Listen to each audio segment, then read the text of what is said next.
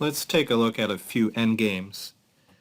In this position, it's white to move, and there's one winning move. If you want to try it, go ahead and pause the video and try to find the winning move. All right, the only winning move here is g4, and it's an example where a minority of pawns can freeze a majority of pawns.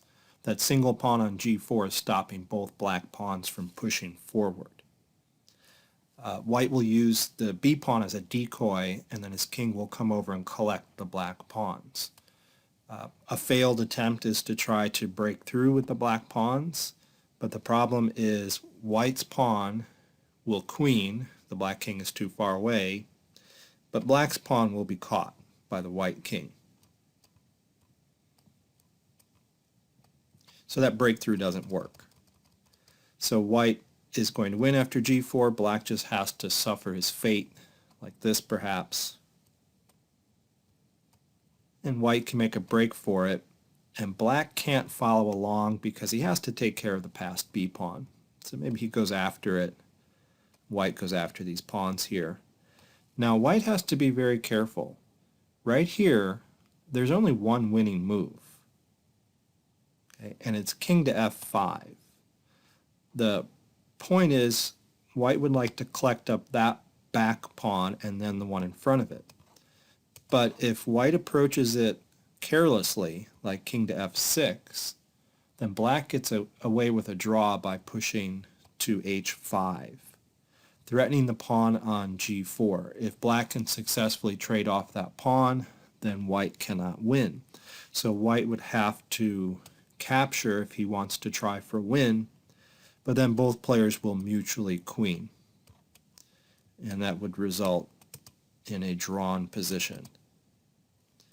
Okay, so backing up, when white approaches, he has to play king to f5.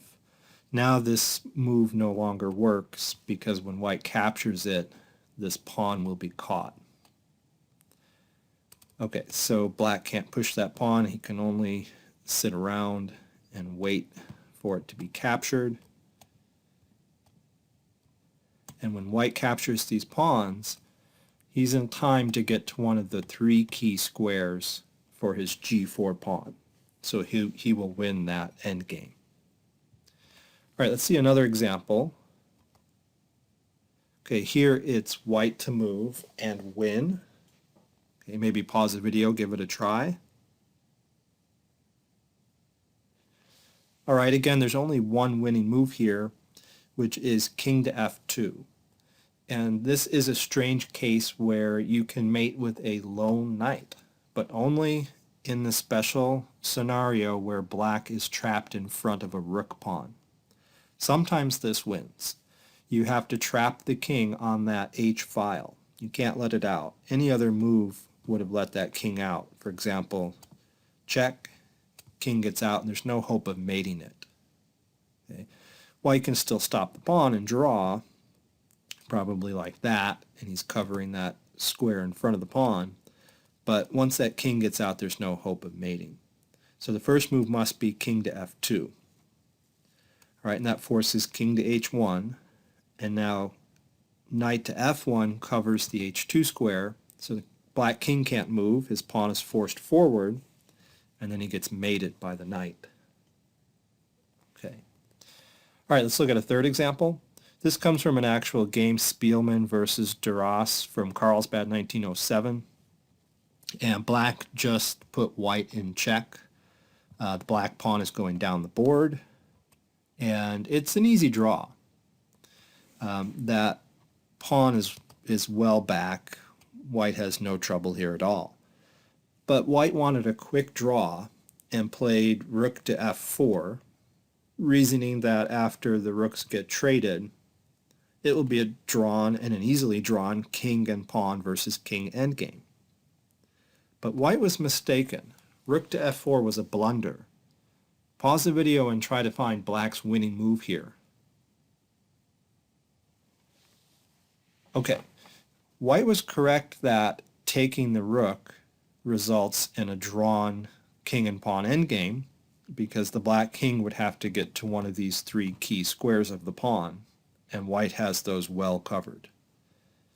But the problem is after rook to f4, black has king to g5, attacking the rook for a second time, which by the way is pinned. It can't move laterally.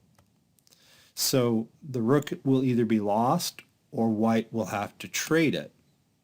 But then black gets in front of his pawn with the opposition, and white is forced to one side or the other, and whichever side he goes to, black can come up and gain one of the key squares for that pawn. Alright, if you're not sure how to play these king and pawn versus king endgames, we made a video on that, a thorough explanation of such endgames, and I'll put a link to that video in the description below. But let's turn to our last example of the video. This also comes from a game from 2005, so much more recent game.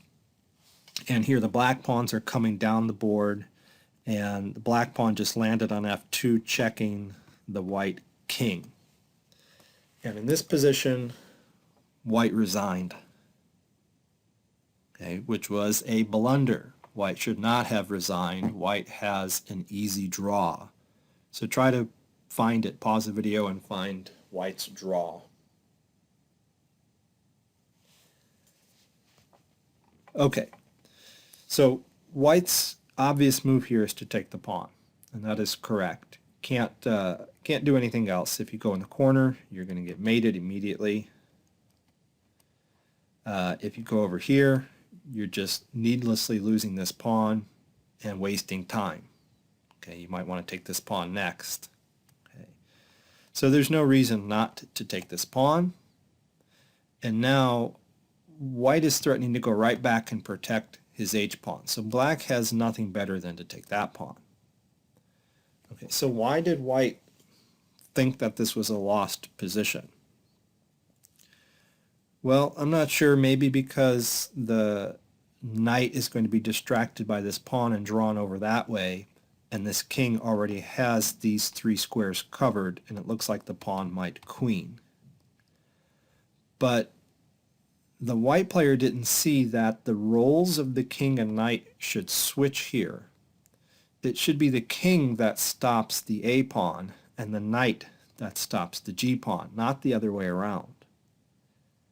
Okay, white's winning move here is to move the king over to the e file, any of these three squares, not winning, drawing move. Any of these three squares draw, like king to e1. And now that king is within the square of this pawn. If you're not aware of that concept, it's a shortcut for determining whether a king can catch a passed pawn before it queens. And it works like this.